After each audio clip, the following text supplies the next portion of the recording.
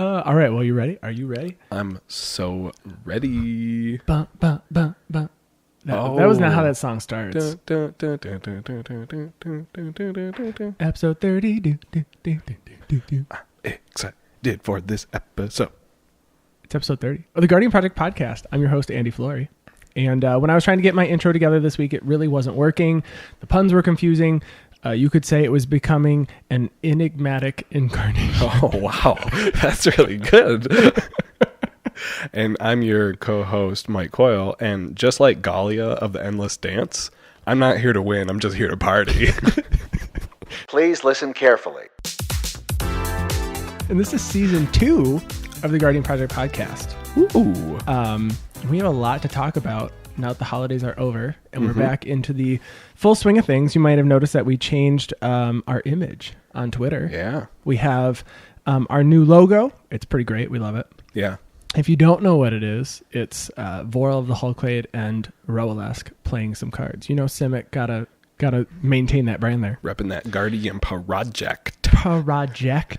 The art was by A. Lundell on Twitter, so go give them some love. Yeah, thank you very much. We appreciate it. This is also the night where we get to announce the release of our website. Ooh. That will either be live tonight, maybe tomorrow. 21st century. I know.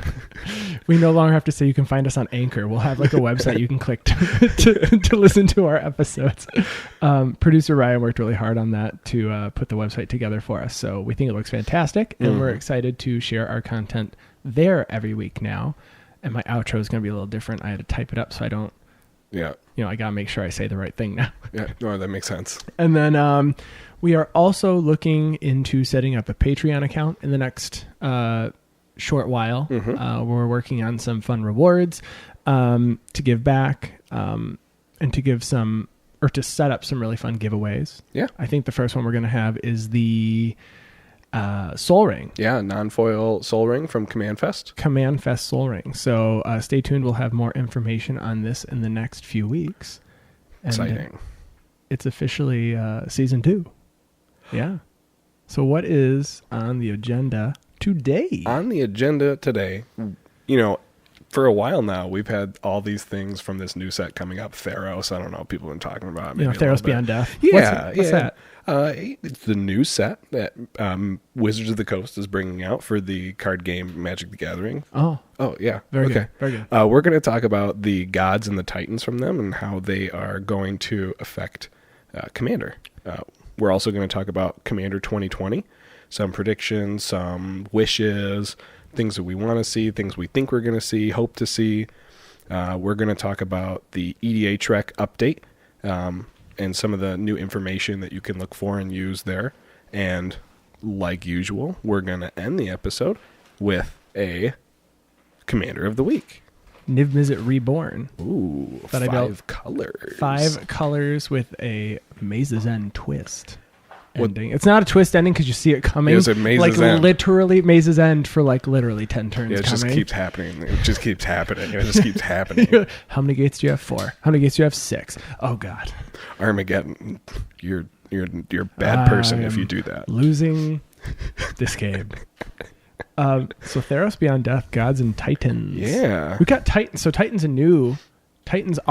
They are new. And there's a new creature type for Titan. Well, I think they just gave it Elder Giant, correct? I believe they are Elder Giants. They are not actually Titans. We have 2 Titans. Yep. Mark Rosewater confirmed there are only 2. You have Croxa, Titan of Death's Hunger, and Euro, Titan of Nature's Wrath. Very cool cards. Yeah, I actually really like the escape mechanic the more that I saw of it. Yeah. And I think I'm going to play these in Commander. I think these fit really well into your Niv Mizzet Reborn deck. I know you probably have a lot of support in Simic and maybe not that much in Rakdos, and so Croxa would fit in really well. And just as a note, for Uro, he's blue-green. If you play a Yarick deck, you might as well just play Euro because both die immediately when they hit the battlefield. Okay, Yarg deserves to get knocked down agree. a peg. I agree. He costs 6, right? Yes. Okay. Well, 5. Sorry, 5. 5. Well, I would like it to cost 9, and then it's totally fair in Commander. It eventually does. It eventually cost 9. At least 9. I'm not mad. Once it gets to 11, I'm like, all right, leave the Yarok player alone. A little bit. Yeah. Only a little, though, because if it's out for a turn, and they just go off. You just go. But, speaking of, Euro would be a really good addition to a Yarok deck. I mean, it's got its ETB trigger. It will die when you cast it for 3. Unless you have like a Torpor Orb out. I have some people online talking about like Torpor Orb, like stifling the ETB trigger because it's like, then it's a 6/6 for 3. It's like, I get it. Yeah. I mean, that's real. So I guess we should explain what yeah. Euro Titan of Nature's Wrath, 1 green blue for a 6/6. When it enters the battlefield, sack it unless it escaped. Whenever it enters the battlefield or attacks, you gain 3 life, draw a card, and put a land from your hand onto the battlefield. That's a lot of things. And then it escapes for green, green, blue, blue, and exiling 5 other cards. So you can do it multiple times. Yeah. It's great. I don't know if that's the color that wants stuff in your graveyard, green, blue, but it can fit into Yarok, which does, I guess, sometimes care. Muldrotha. Muldrotha would be thrilled, I think, about this. And it's like the 2 colors, I think, that are most supported by the dredge mechanic, and dredge is probably one of the most efficient ways to get things in your graveyard, other than maybe blue mill, is green and black. So this has the green dredge, the blue mill, and then our other Titan on the other side, Kroxa, has the black for the dredge. So Kroxa, Titan of Death's Hunger, is a black and a red. It is a 6/6. I don't know if we mentioned Uro is also a 6/6. So when Kroxa enters the battlefield, sacrifice it unless it escaped. When Kroxa enters the battlefield or attacks, each opponent discards a card. Then each opponent who didn't discard a non-land card this way loses 3 life. Escape for black, black, red, red. Exile 5 other cards from your graveyard. So it's either I get all the advantages or everyone else gets all the disadvantages and has to discard some cards. And that card is particularly great in Chainer. Nightmare Adept. Yeah. You can discard a card and then cast a creature card from your graveyard this turn, and you can only do that once a turn, so you just cast for black and red. And then whenever a non-token creature enters the battlefield under your control, if you didn't cast it from your hand, it gains haste. Now granted, if it didn't get cast for its escape cost, it's going to get sacrificed anyway, but it's a pretty efficient way to remove your opponent's hands by throwing them in the graveyard. Yeah. I don't know how often that's going to happen. I personally don't see Chainer Nightmare Adept played much in our meta at either shops or even our individual play group. That's correct. But I think whoever is playing that deck this isn't going to you have to add it, right? For sure. I mean, it doesn't make sense not to. Fun cards are fun. New cards are fun. I mean, you could literally cast it for a black and a red, put it on the battlefield, goes to your graveyard, and then discard a card, cast for a black and a red again. You're getting 2 cards out of everyone's hand. Then if you want to, you can escape it immediately after that. You can do it 3 times without using 1 reanimation spell. For 6 mana, I guess, in Chainer, you can discard it, cast it for 2, and then cast it for... Because Chainer does cost 4, so I mean, maybe you just wait till turn 6. I mean, who knows? Yeah. But you can do all the things. And then it happens when it attacks, which that, I think, was the best part. It wasn't just ETB. When it attacks, you do it again, and you can... If it doesn't die, it is a 6/6. Yeah. They don't have flying, so there's that. And they don't have indestructible, which I'm glad, because I think they would just be too pushed if they had indestructible as well. Or I mean, and it doesn't even have trample though. Trample, I think, is a keyword I would like to see on them, but I totally understand due to their mana cost not having that keyword. They're balanced. They feel balanced. Yes. So we're excited for the Titans. Yes. And we have some gods. There's a lot of them. Yeah, we'll go through. So we talked about Athreos already, right? A few weeks ago. That was spoiled before we did our holiday episodes till we were working towards season 2. So we'll just talk about the rest of them. So let's do white, blue, black, red, green, and then the new Gruul. Yes. God. So Heliod, sun crowned, 2 and a white for a 5/5 indestructible god. Same devotion requirements as before. If your devotion to white is less than 5, it's not a creature. Whenever you gain life, put a 1/1 counter on a creature or enchantment you control. And then 1 and a white you can pay to activate to give another target creature lifelink until end of turn. Hey, white got a really good card. White did get a really good card. It fits into any life gain deck, but also is a very good commander. Now, there have been lots of discussions online about it actually having its own 2-card combo, which is great with Walking Ballista. So as long as you can get a Walking Ballista with 2 counters on it, all you have to do is give Walking Ballista lifelink, and then you mow down the rest of everything. You just win because you remove a counter from it. It deals 1 damage. It has lifelink, so it You put a gets a 1/1 creature. counter because this puts a +1/+1 counter on when you gain life, and you just keep removing that 1 counter. So Jumbo Commander did a video on it. If you haven't watched that, go check it out. There's a lot of cards that can tutor for it, no interaction, or you can grab so that your opponents can't interact with you. And I didn't think about it until I watched this video, which is Ranger Captain of Eos, because it can grab Walking Ballista because it has CMC 1 or less. Yep. And then you can sack Ranger Captain of Eos, and your opponents can't cast non-creature spells this turn. So you do that on your turn. You cast your Walking Ballista that can't be countered, and they can't do anything about it. That's pretty spicy. White's really good with disrupting, and I appreciate you, DJ, for posting that, because I've not wanted to build a mono white commander other than maybe like Tashar. Right. The bird that basically bounces artifacts and stuff from your graveyard to your hand. Doesn't bounce, but it returns. It's really good. Makes a little engine, but this is one that I would definitely build. Hangerback Walker likes it, I guess. I would be interested to see the other 96 cards in the deck, because I just immediately stop at like the Triskelions and the Walking Ballista, Hangerback Walker. Well, you've probably got like, I would say, 36 lands. I would probably say 30 of them are plains. I mean, yes. maybe. I mean, possibly. If you're in a monocolor, you could even do like 28 of them as plains, because Heliod costs 1 white and has an activated ability of 1 white. So you want 2 white, right? And everything else can be a utility land. That's right. I mean, you got your artifacts. That's all you need, right? I'm curious to see how often we're going to see this deck. Yeah, I mean, honestly, the problem is I try not to build the new hotness at all times. Right. But this one really feels like it's finally a white has its thing, and this is the one white deck that is going to be resilient. He's indestructible. He is. Walking Ballista's not. No, but you can play this and feel pretty safe that it's not going anywhere. Yeah. And it's also an enchantment, which is, unless you have an exile enchantment, which is not the most, I don't pack those into all my decks. No, not all of them. So maybe you could play like an artifact that removes indestructibility and hexproof from all permanents your opponent's control. You can't. Well, there's also, the new Shadow Spear. The Shadow Spear. Very good. Okay. So on to blue. Thassa, Deep Dwelling. For 3 and a blue, it's a legendary enchantment creature god. Indestructible 6/5. As long as your devotion to blue is less than 5, Thassa isn't a creature. She says, at the beginning of your end step, exile up to 1 other target creature you control, then return that card to the battlefield under your control. Then for 3 and a blue, tap another target creature. So, Conjurer's Closet on an indestructible enchantment seems really good, with some upside to tap down some creatures that people might swing at you with. I really want to know what she's holding, though, because there is another card that we're not really going to go through, but Kiora Best's the Sea God. But she's not holding her. It's not the Biden. It's not the Biden, and it really looks like the scepter that Elspeth is holding, and she's like just rowing a canoe, she's rowing herself down the ocean, casually rolling herself down the ocean. I want to know what it is that she's holding, though. Maybe she just made a new one. Maybe she does have her Biden back.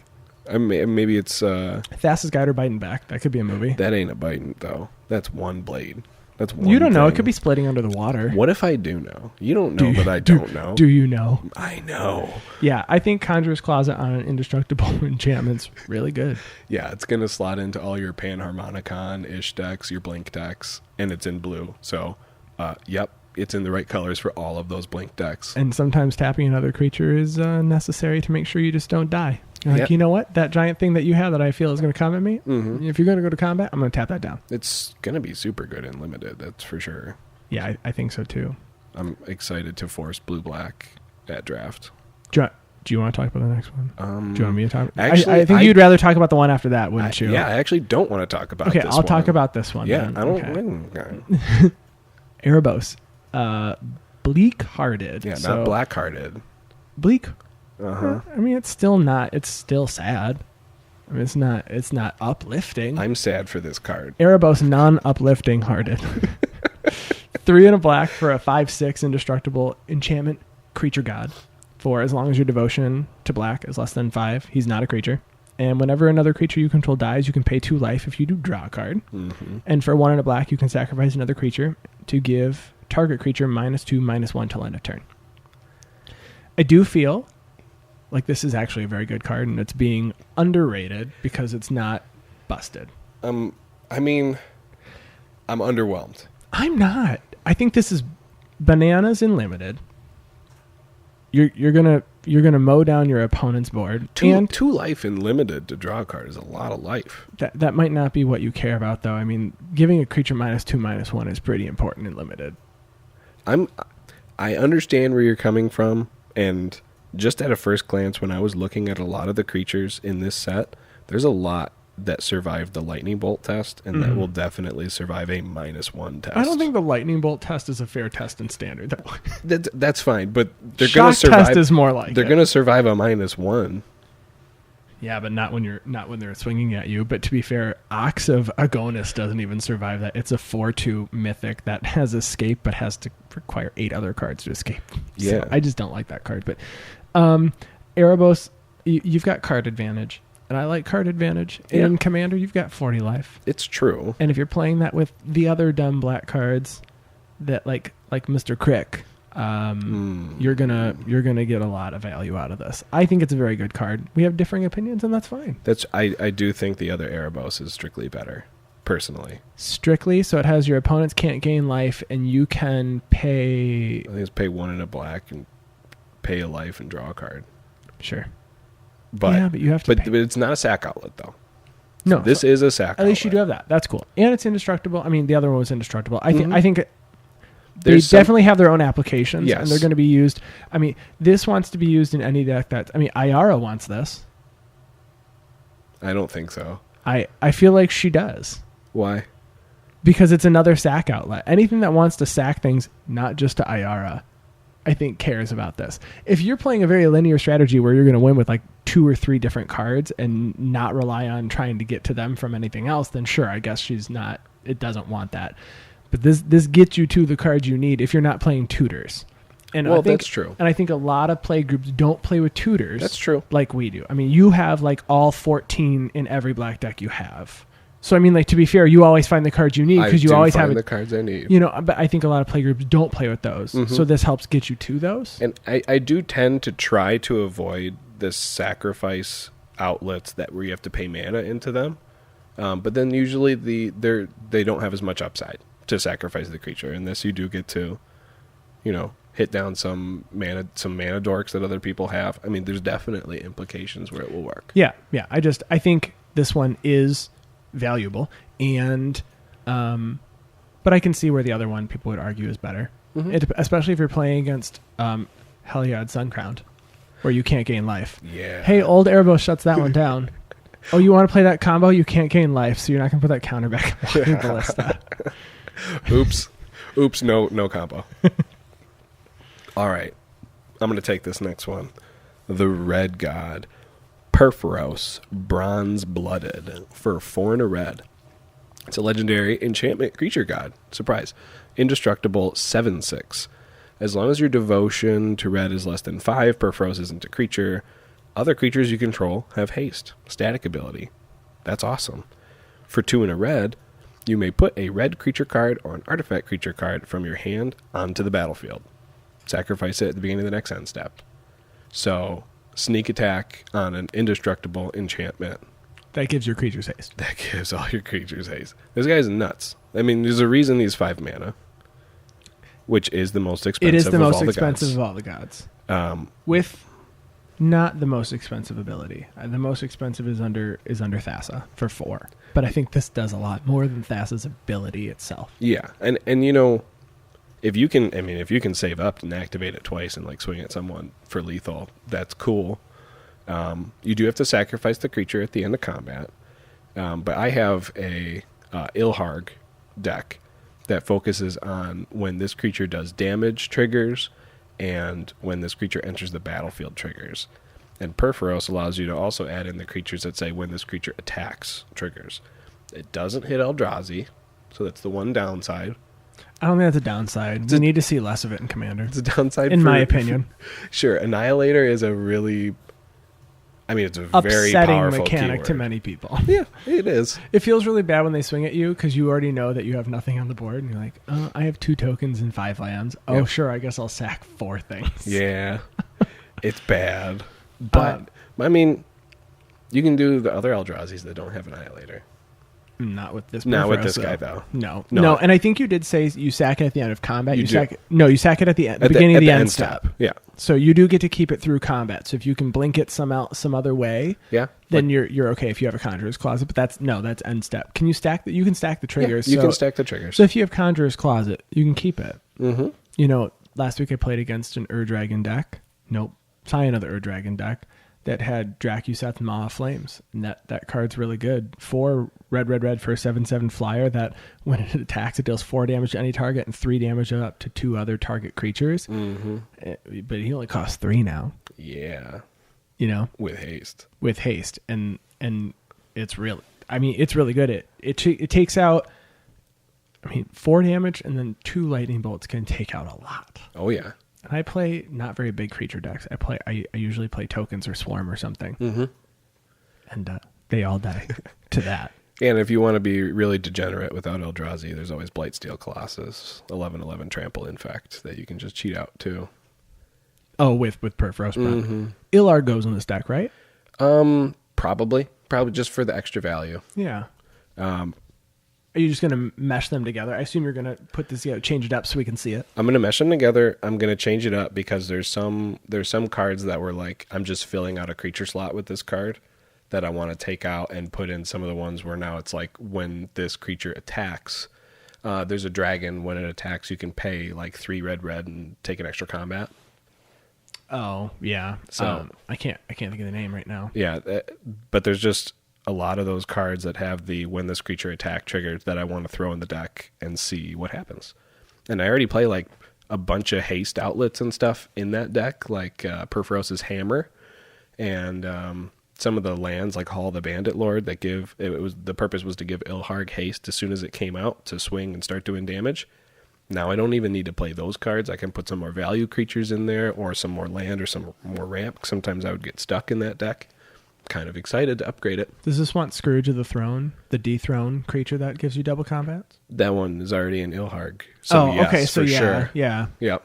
Yeah, that works out really well. Because dethrone is a damage trigger. Or dethrone is an attack trigger. When you attack the player with the highest life total. Is it when you attack or do damage to the player with the highest life total?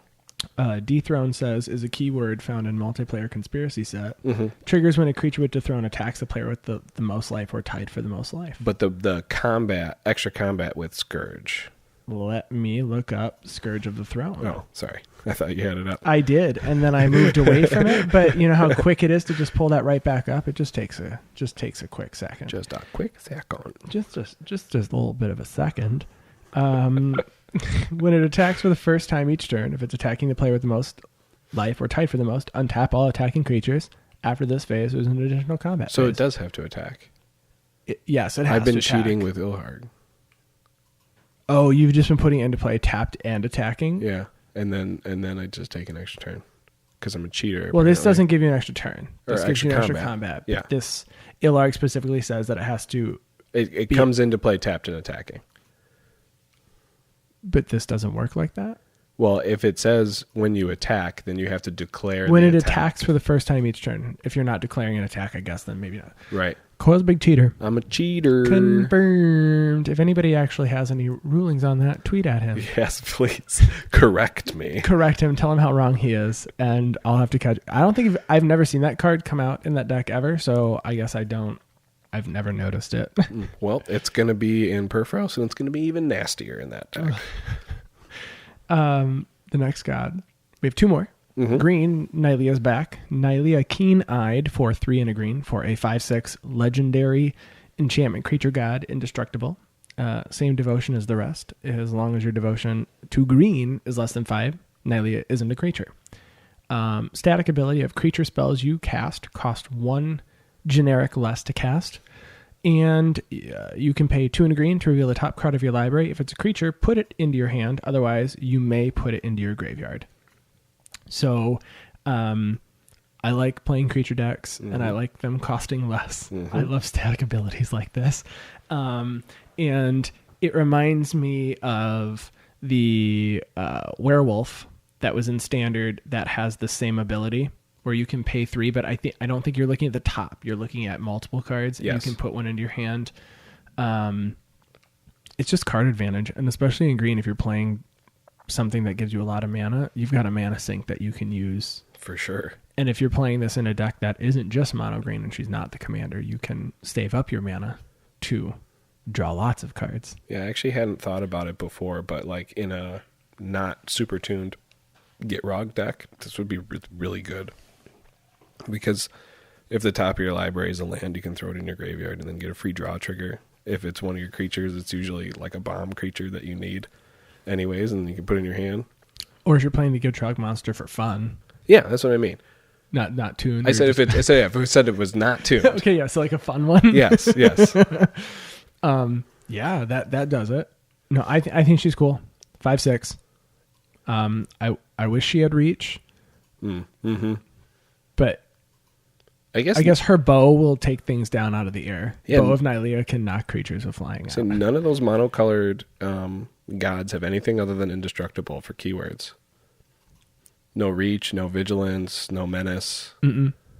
I guess Perforos technically has. Or no, he's other creatures. Other creatures you control have haste. Mm-hmm. Well, I'm glad you can't swing with that first turn. It's a 7/6. It has the most power of all of them. Oh yeah. But it does cost 5. So I mean, you do have to have one more mana. Mm-hmm. And then we have one more god. One more. One more god. One more. One more god. One more. So this is the one that replaced Xenagos. God of Rebels. Because he was struck down like a smooth criminal. So this is Clothis, god of destiny. For 1, a red, and a green. Legendary enchantment creature god. Indestructible. As long as your devotion to red and green is less than 7, Clothis isn't a creature. At the beginning of your pre-combat main phase, exile target card from a graveyard. If it was a land card, add red or green. Otherwise, you gain 2 life, and Clothis deals 2 damage to each opponent, and is a 4/5. I like this card a lot. It's cool. When I first saw it, I was like, I don't know if I like this or not. Clothis wins best dressed for gods. Oh, for sure. Like, for sure. Look at all those ribbons. I mean, also, they might win for the best weapon, too.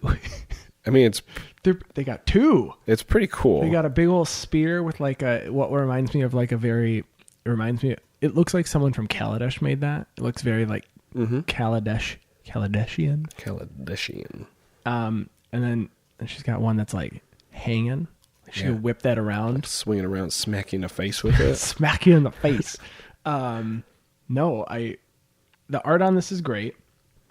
And now I wish the way that I was reading it when it was initially spoiled and then was confirmed to be wrong was that you could just exile target card from a graveyard. And if it was a land, you add red or green. Otherwise, meaning if you couldn't exile a card, because otherwise you didn't do it. Right. So you get to do the 2 damage each month, but you do have to actually exile a card. Okay. So, but it costs 3. Yeah.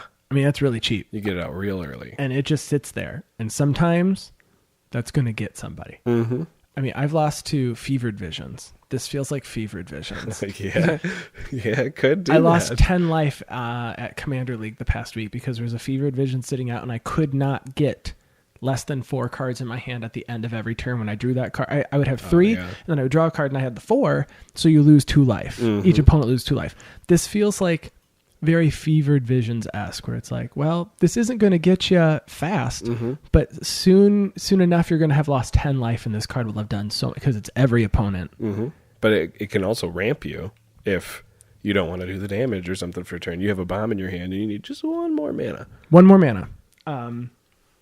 Feels versatile. Feels like it's probably going to be better in Commander than Limited? Yeah, I could be complete. I've been surprised before. It probably will be better. I mean, unless there is a lot going into graveyards, I guess. Play this with Torbrand. Oops, you take 4. That's a lot of damage. Yeah, that's a lot of damage. I don't have a red-green deck that I would slot this into yet, but I would build a deck to put this in. My only red deck is Omnath, Locus of Rage, really, and this doesn't fit really into that deck, in my opinion. So this to me, and hang on for a second when I say this, because it's not going to make any sense at first. Okay, hang on. Feels like a Loro. Literally doesn't share one color with it. And the reason I say that is Loro is the type of commander where you can just build a deck in those colors and then have this really great static ability and do whatever you want with it. Where the static ability, you don't have to build a Loro around life gain. It's just you get some extra stuff from it. Like I have an artifact deck that does that. It's artifacts, but I have a Loro as a commander because it's the right colors, and sure, I'll gain some life. Why not? Klothys feels like that to me because you can build a Gruul like lands matter deck. Just generic Gruul lands matter, and sure, I have some mana to sink into this. I'll put it out, and maybe it'll help me ramp. It'll do a little bit of damage. It's indestructible. It's going to be really hard to get rid of, and I don't have to build around it, but it's just a little bit extra for my generic Gruul lands matter deck that I want to build. Even if you didn't do lands matter, sure, you could just play Gruul creatures or Nikki of the Hidden Way. Yes, you get a lot more mana, and you can do bigger, crazier things with creatures that do have mana sinks, but this is just sitting there to help you have more mana, or just to deal that extra damage that you couldn't get through because you're playing a creature deck, which in my opinion is generally more fair than a spells matters deck. For sure. So I'm happy with it. I like the cards that came out. Obviously these aren't the only cards that are going to matter in Commander. We just wanted to talk about the new spicy mythics. I do like more cards than just this, but we wanted to at least go over the gods, and I expect to see a lot more innovation coming out on Twitter and online all over in the next couple of weeks. That I'm going to want to build every single one, like I do with every new set that comes out. Okay, real quick, no elaboration. Favorite legendary spoiled. What is that? Yours. Mine? Yes. Oh, I don't know if you go first. I'm putting you on the spot. Mine is definitely okay. We talked about the pronunciation on the way here. Atris. Oh, the blue-black. Okay. Oracle of Half Truths. Atris. Atris. Or Atris. I have a feeling that I'm going to be going into depth on this particular card in the near future when I build that deck. As far as I guess a legendary goes, I don't know. I really do like of the gods, probably Heliod and Nylea Keen-Eyed. Okay. Yeah, I think Heliod's fun just because it really gives some fuel to those decks that have needed more support, and white got another actually very, very good card. And then Nylea seems fun. I don't know. I don't have a deck that wants this Thassa, and the Perforos doesn't fit into, and I think I'll see it a lot because you and a few other people play decks that would utilize it, and that's the only reason I would. But I think probably that Heliod there, and I do, and just for funsies, because he wasn't out when we talked about this. Calyx, Destiny's Hand, the new Planeswalker, 2 green and a white for a 4 loyalty Planeswalker that really likes enchantments. Yeah, he good. He going into Estrad. Yeah, I think I'm going to put that in my Estrad deck. Yeah, so +1, look at the top 4 cards of your library. You can reveal an enchantment card from among them and put that into your hand and put the rest on the bottom of your library in a random order. So hopefully you can grab one.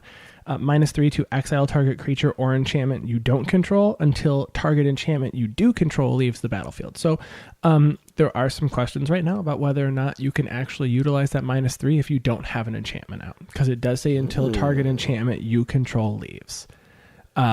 And then -7 is replenish. Return all enchantment cards from your graveyard to the battlefield. That real good. Same as, Estrad does the same thing, but hers is in a different, hers is first you return all of the non-auras, then you return the auras, but this is your third, basically, replenish, which the deck wants and needs, and this helps you get, Tuvasa wants this, yeah. Estrad wants this, anything playing enchantments that are in green and white wants this. Mm-hmm.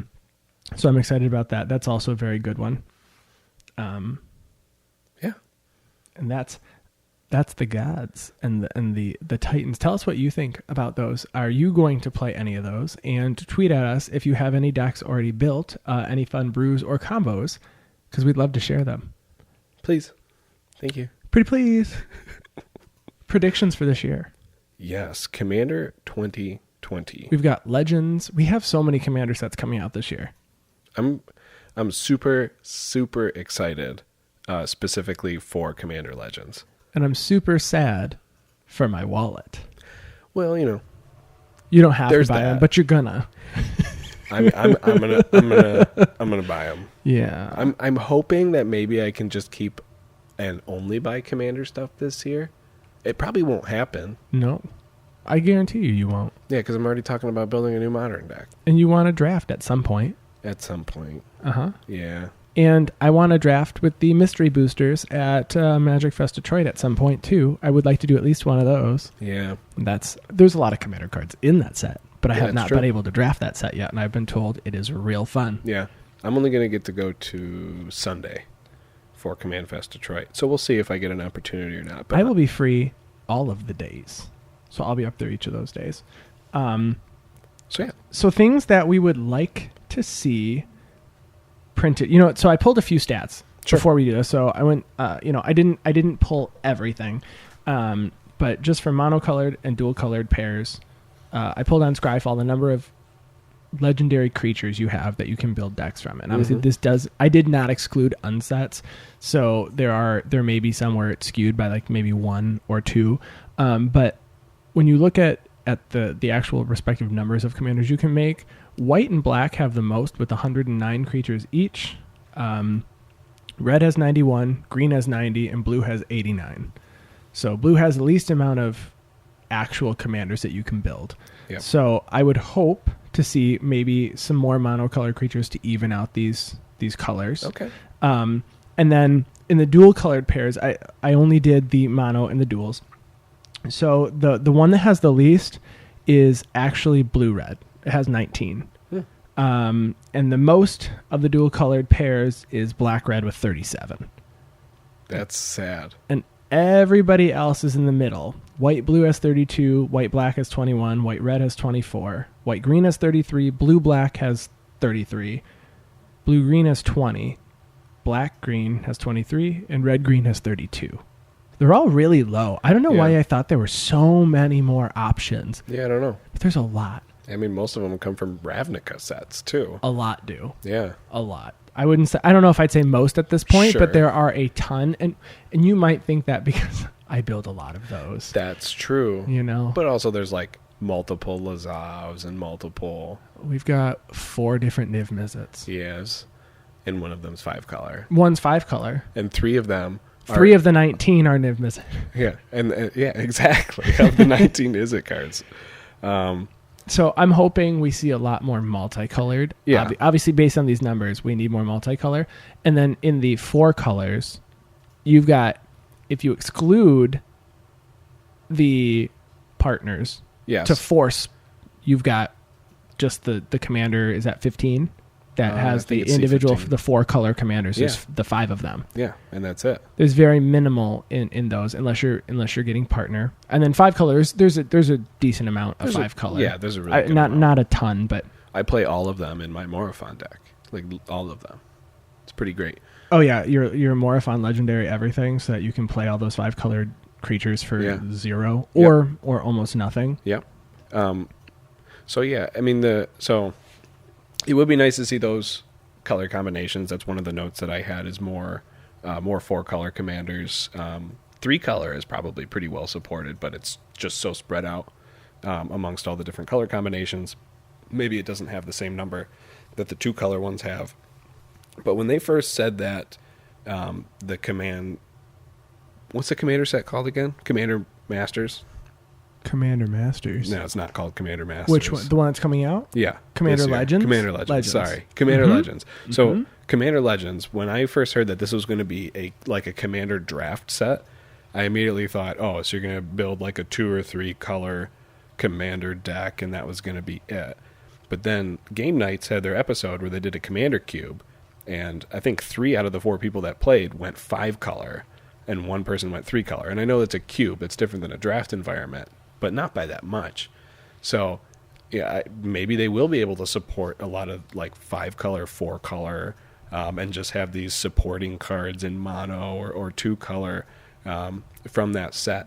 But I am particularly invested in having some of these important characters from Magic's past. We know that there's already going to be 2 of them. There's going to be a Baron Sengir. A new one. Yep. And Jessica. We assume Jessica will have her own card. At least she'll be on card art. She appears to be a prevalent character. Yes. And perhaps even a planeswalker. Yes. She was a planeswalker at one point. And then she gave it up. Gave it away. I would like to... I mean, this year we got to see 2 new ones. In the past 12 months. We got Massacre Girl finally got a card, and Feather also finally got a card. Yep. Both of those are great in Commander.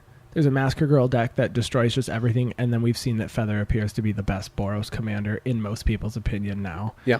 I want to see more cards that have multiplayer implications. Okay. I want to see more Monarch. And I think Monarch's important in Commander. I think some people just lose because they don't have the same card advantage because they didn't build a deck that is in card advantage colors. Sure. And if you can't draw cards and you're down by like 5 or 6 cards, in like 5 or 6 turns compared to everyone else. If someone's drawing 2 every turn and you're only drawing 1, they clearly have more of an advantage. Right. So they can pick from what they want to use and what they can save to make your life harder to get through to them. I wonder if that would be a way to fix white card draw issues, is just print Monarch cards in white. Well, I know that it's being explored, and I'd have to go find it, but from what I've read is they're exploring as a new white thing is card draw, but for everyone. Oh, okay. So it gives white card draw, but you are giving everyone else a benefit as well. Sure. I would like to see more cards, obviously, if white needs its own thing. Yeah. More like Smothering Tithe. Yeah. That would be cool. It's a thing that works It really does. well for it. Yeah.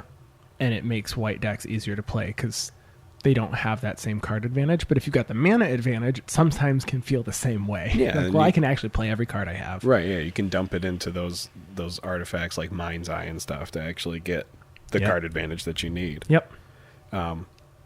So, yeah. I know that they've printed some of these legendary creatures like of the past in the latest Commander set. Like they had Volrath and they had Gerard, and even like Lord Windgrace is a character in Magic's past, and Freyleys, and I thought those were cool. But on the subject of Lord Windgrace and Freyleys, how do you feel about if they printed Planeswalkers as commanders? I'm fine with it. 100%. Okay. And if they made the rulings that all Planeswalkers could be your commanders, they should do that. I think they absolutely should. And then they can bring back Band as commander. That's my opinion. I think there's probably 4 that would actually be a problem. If you knock those 4 out, you're good to go. I can't think of them off the top of my head, but I mean, mono blue Tezzeret that can grab any artifact is a problem. That one can't be a commander. that one's pretty good. Yeah, no, that can't be a commander. I don't think that Nikobolas Dragon God should be a commander either. That one's pretty good. Yeah, I think there's just a few that would cause problems, but I think the rest are totally fine. I mean, if you want to play with Ashiok Nightmare Weaver as your commander, what's it really going to do? Prevent me from tutoring. No, this is the one that exiles the cards. first one? Oh, yeah, okay. Yeah, that's not... I mean, you're building a strategy around cards that are in exile then. I mean, at least you It's have true. some support on the commander to throw things into exile if you really wanted to play with your Eldrazi processors or something. I'm just, we don't have... I mean, Una, Queen of the Fae obviously exiles things as well. That's true. So if you wanted that, you could play with that card. I want to come up with a list of Planeswalkers I think would be broken in Commander as commanders now. Okay, do it for next week. I'm going to do it for next week. Okay.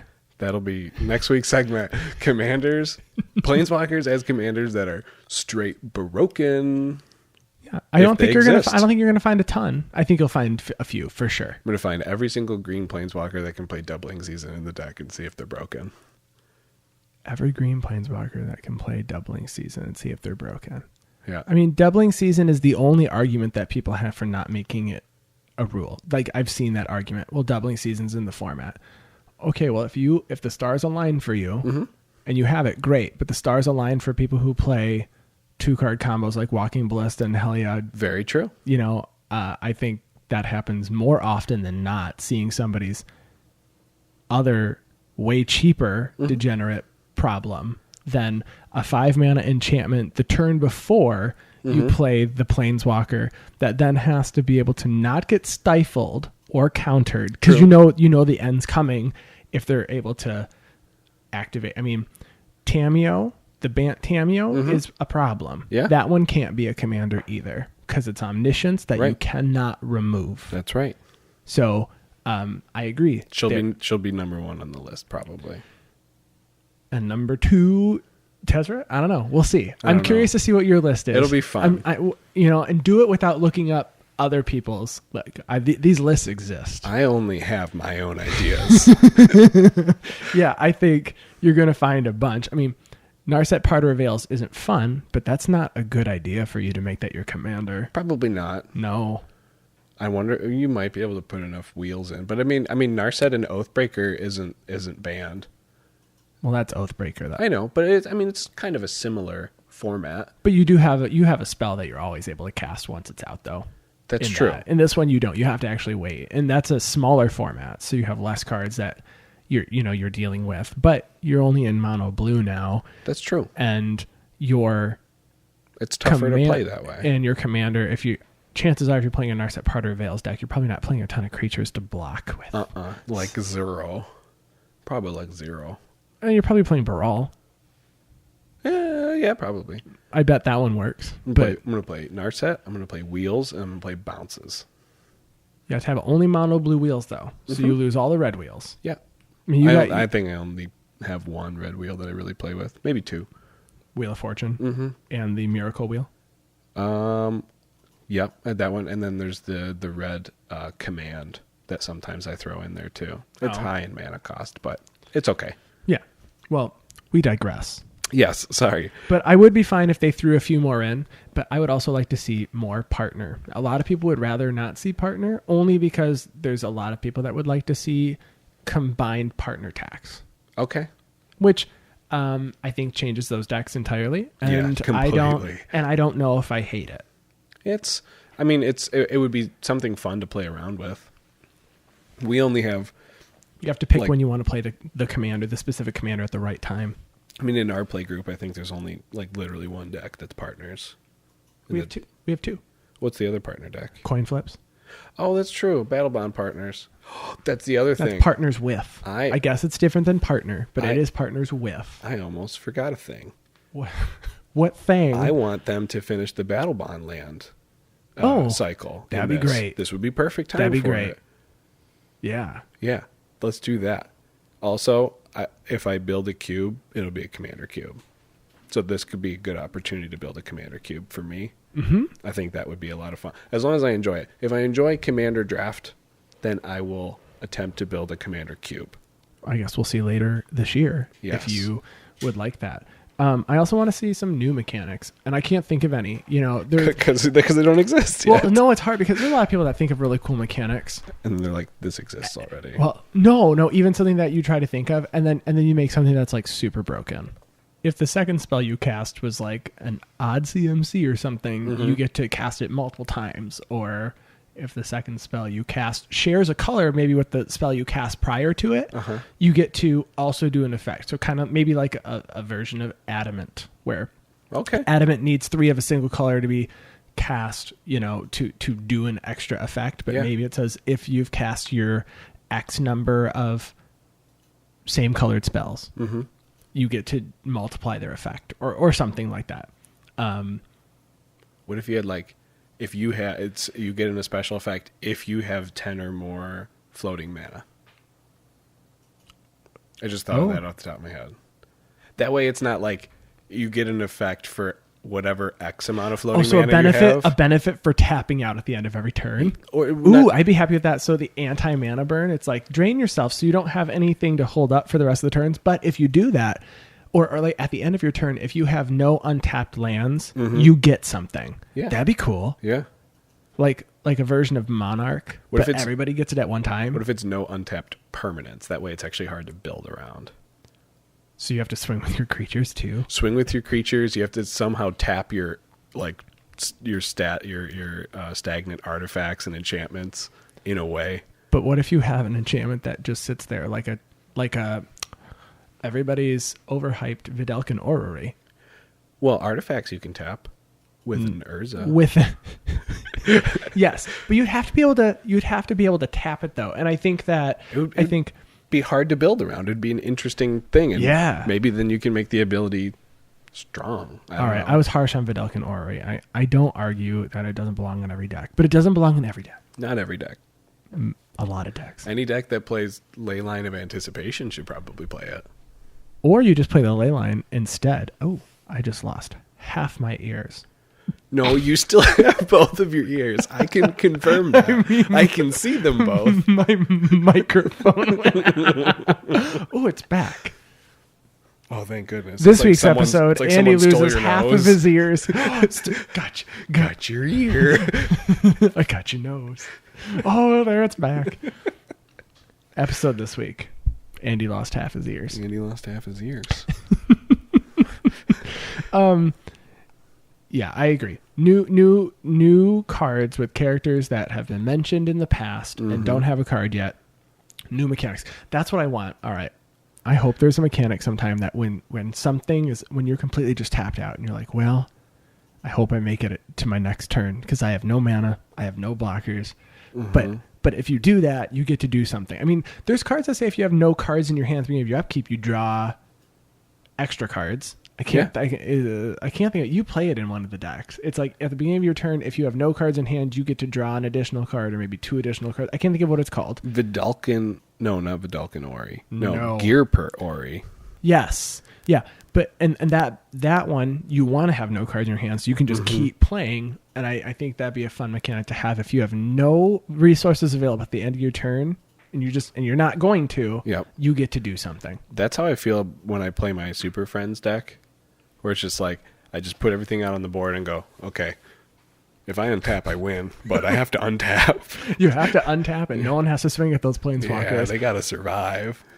Or, well, I guess if you take out the most important ones, right? Yep. Anything else you would like to see in the next year? I don't have anything else in particular, actually. I like the Magic Story. I'd like to see some more Magic Story, and whether that's in the core set or the Commander sets, or if they want to throw... See, because when it comes to Magic Story, I'm like Star Wars. And when it comes to Star Wars, I just want more content. I don't care how bad the content is. I want more of it. I want more. You want 100% more Jar Jar Binks? I don't. You know, Jar Jar Binks in the Clone Wars animated series wasn't as annoying as he was in the movies. So, although no, it wouldn't be my preference to have more Jar Jar Binks. I take it. I'll take it. Okay. It's fine. All right. I'm cool with it. Well, over the break, actually, there was an EDH Rec feature update. There was an article on tribes, themes, and colors. So EDH Rec recently added some new functionality to the tribes, themes, and colors pages. So to start off the new year, they actually gave us some information on that. So you can actually look at related info regarding the tribes and themes and colors on their page when you are searching for commanders.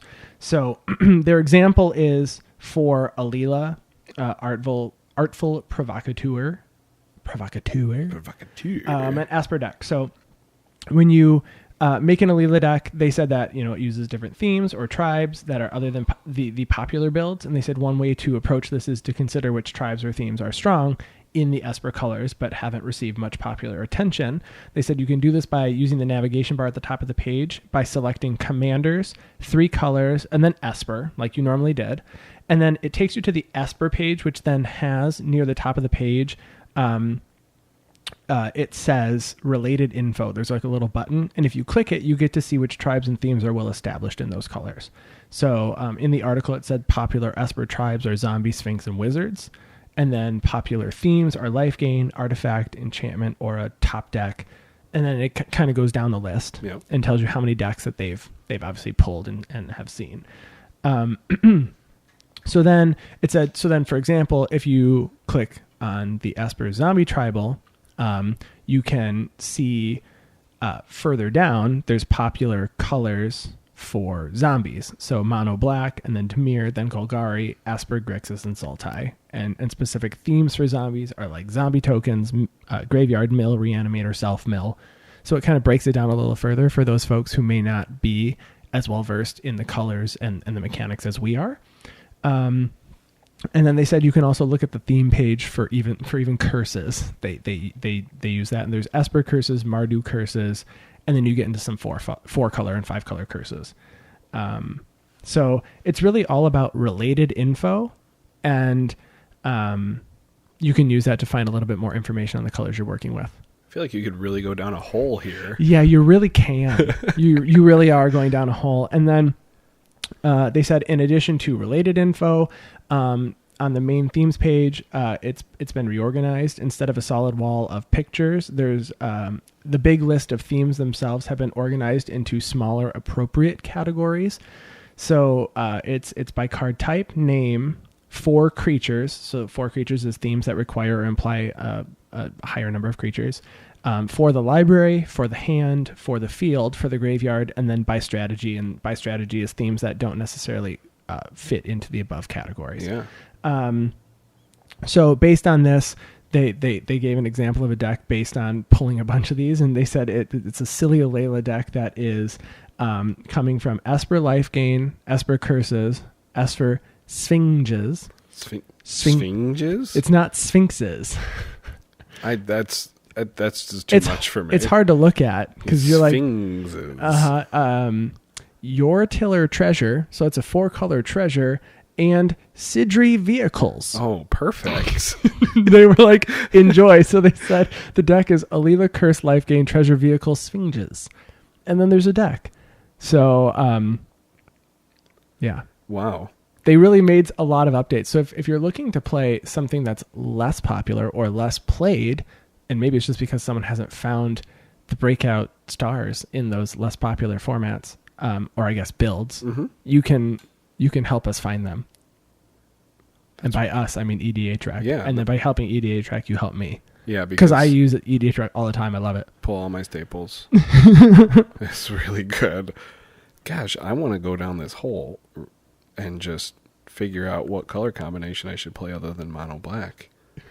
I bet it goes right back to mono black. There's 4 colors.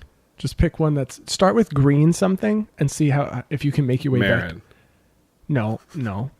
Mono green and see how far you get, right? Because you're going to get +1/+1 counters, which adds blue, right? And then I assume after you add the blue, you can pick something else, which eventually you're going to get back to black, right? 5 degrees to Kevin Bacon, but it's 5 degrees to black themes. Green, Eternal Witness, black. You think Eternal Witness is the only thing that's combining black and green? No, there's like going to be 100 million of them. Well, while you're looking at that, we have Commander of the Week.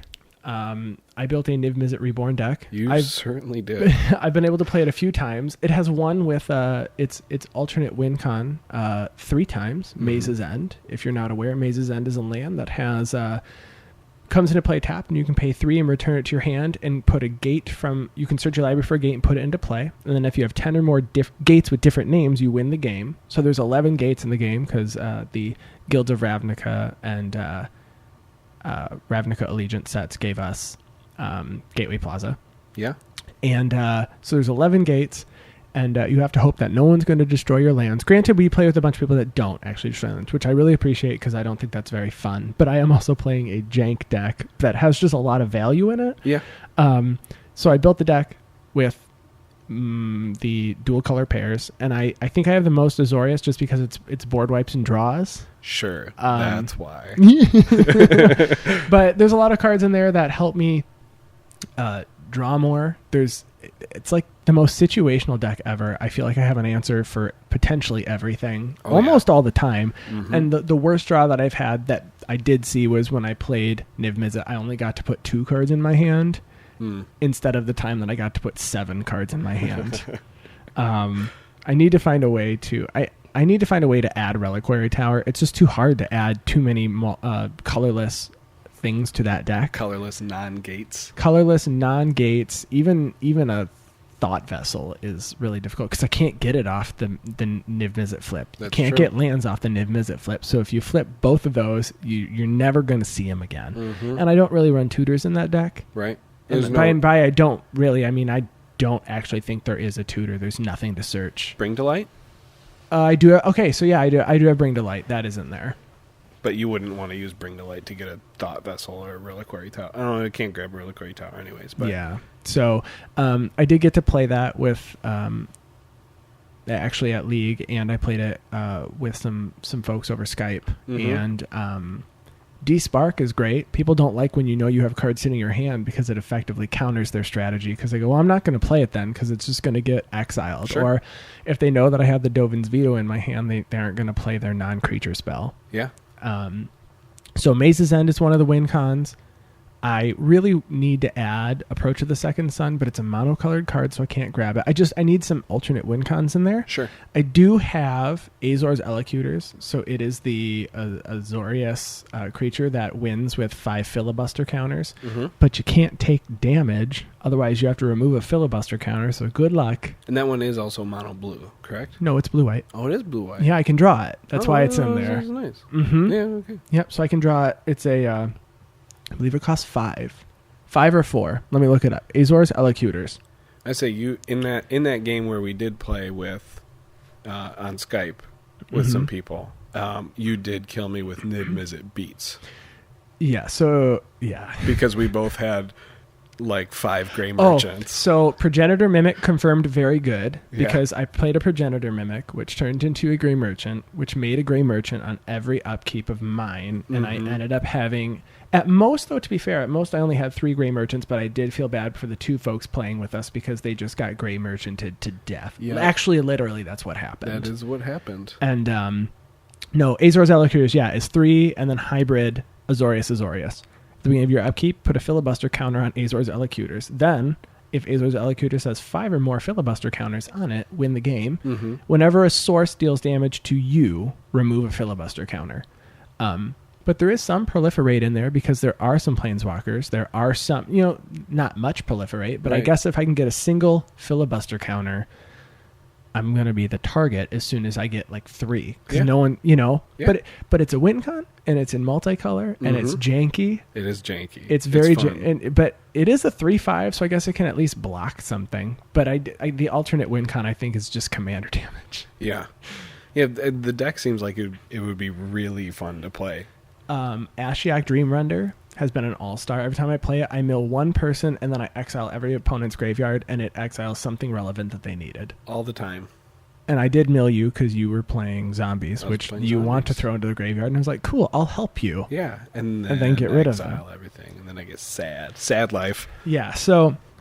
I'll post a list of the Niv Mizzet Reborn deck. I think the biggest all-star, was Escape to the Wilds from Throne of Eldraine. So it's 3 red and green. You exile the top 5 cards of your library, and you can play an additional land this turn. And then you can play those cards until your next turn. So I did get to play that, and I had not played a land. I did exile 2 gates that I then got to play both that turn. Mm-hmm. And then the next turn, I cast something that was just sitting out there, which was nice, but everybody sees it. Right. But that felt like a lot of card advantage because I didn't have to discard it for having too many cards in my hand, which I am finding happens a lot. Right. Especially if you evenly build out your guild cards. Mm-hmm. I think I have the least amount of Orzhov because I didn't find as many relevant Orzhov cards as I did in the other the other dual colors, but D-Spark was probably the best Orzhov card that I had in there. And, like Anguish Unmaking or something like that. I don't even think Anguish Unmaking's in there, to be honest. Oh, Mortify's in there because it was way cheaper. Yeah, well, yeah. It's That's true. Exile and Lose 3 life, but Mortify's creature or enchantment, and that's actually what I had to remove. Coil had a Rooftop Storm, and he goes, does this resolve? Because I had something in my hand that he knew could, I think, potentially counter it. And I said, yeah, it resolves. We were supposed to be friends. We were. And then he casts his first zombie, and I said, mortify? Just one. And he was like, okay, we're not friends anymore. Zombie. That's all I did. I was going to cast 4 more, but I cast 1 zombie. But you did get to cast 1. So... I know I made a comparison to your deck to the Ramos Lucky Charms deck that I used to have. It does feel very much like that, Yeah. but I don't get free 10 mana all the time off of it. True. And you don't have to read your cards because they have 3 different modes and you've never used them for anything more than 1 mode. I do have a lot of charms, though. I do have some charms, so I do have to read all them. the 2-color charms. I don't have the 3-color charms. Croxus Charm. What does that one do? Crosus's charm? Yeah, what's that one do? I don't know. Me neither. It puts 3 counters on... Teamer Charm does that. Teamer Charm's great. No, I'm saying it puts counters because it's 3 colors, so it puts counters on Ramos. Because you cast modes. That's true. So that's what it does. That's true. But I don't know the other modes. Hopefully you have a legal target for whatever it does. Well, I'll post that list online, and as always, we want to thank everyone for listening. If you want to contact us, we are going to actually be posting our website this week. Woo! So we will have a contact page on there. On Twitter, you can find me at ATFlory. You can find me at SqueakyPigM. And also take a look for #GuardianProjectPod to find our posts and episodes. We'd like to hear from you, so send along your comments and any topics you'd like us to talk about, and we'll go over those on the next episode. And then also, we have one final announcement that I did not go over earlier. We also have a new P.O. box that will be on the website. We did post about that a few weeks ago. We can get mail. There was some interest from the community. The P.O. box was posted on our Twitter account and will also, like I said, be on the website, so you can find it there.